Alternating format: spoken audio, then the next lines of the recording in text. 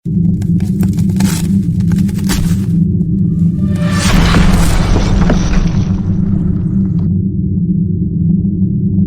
நம்ம எல்சிடி எல்இடிக்கான டிஃப்ரெண்ட்டை பார்க்க போகிறோம்.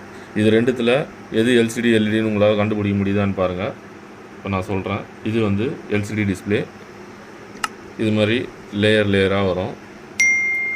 ஃபுல்லாக உள்ளே வந்து நிறைய பேப்பராக அப்படியே வச்சுருக்கோம். இதில் தான் வந்து லைட்டு வந்து கீழே வந்து ஃபுல்லாக லைட் இருக்கும். அந்த லைட்டோட எஃபெக்ட் வந்து ஃபுல்லாக உங்களுக்கு மேலே அடித்து அது மூலிமா தான் நமக்கு வந்து உள்ளே ஃபுல்லாக லைட்டு தெரியும்.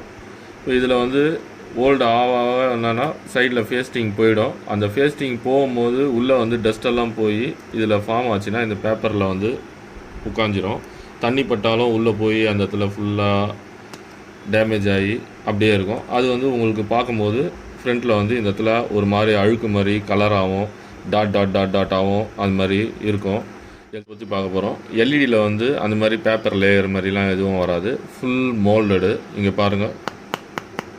ஃபுல்லாக இது வந்து மேலே வந்து கிளாஸ் வந்து நல்லா ஸ்ட்ராங்காக இருக்கும். பயங்கர ஸ்ட்ராங்கு. உள்ளே வந்து டிஸ்பிளே வந்து ரொம்ப ஸ்லிம்மு. பேப்பரை விட ஸ்லிம்மாக இருக்கும் ரொம்ப. இது வந்து ஒர்க்கிங் டிஸ்பிளே.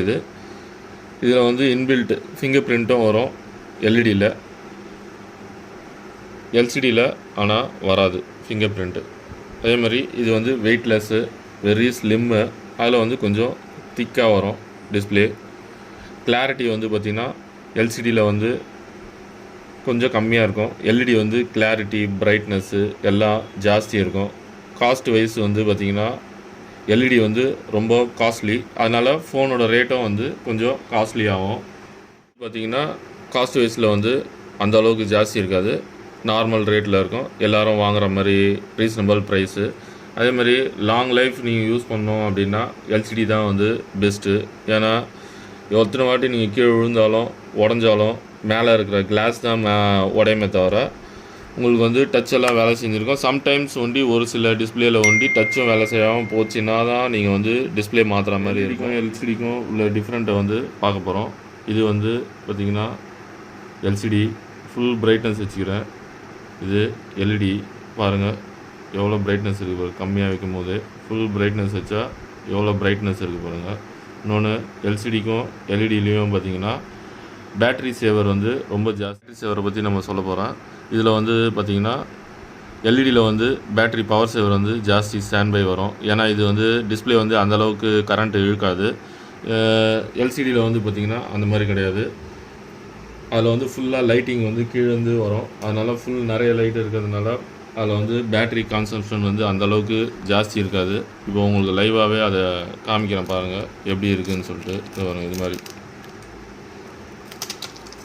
ஒரு லேயராக இங்கே பாருங்கள், கீழே பாருங்கள் ஃபுல்லாக லைட்டு வச்சுருப்பாங்க. இதுதான் எல்சிடியில். இந்த லைட்டு தான் வந்து அடிக்கும்போது உங்களுக்கு வந்து ஃபுல்லாக இந்த பேப்பராக இருக்கிறதுல வந்து உங்களுக்கு வந்து டிஸ்பிளேயில் வந்து அவ்வளோ கிளாரிட்டி வருது.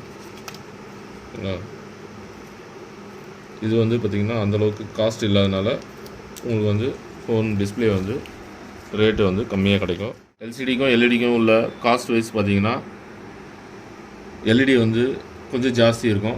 எல்சிடி வந்து கம்மி. நீங்கள் யூசேஜ் வந்து ஒரு நாள் ஃபுல்லாக நிறைய யூஸ் பண்ணினே இருப்பீங்க அப்படின்னா எல்இடி தான் பெஸ்ட்டு ரொம்ப நேரம் யூஸ் பண்ணுறதுக்கு.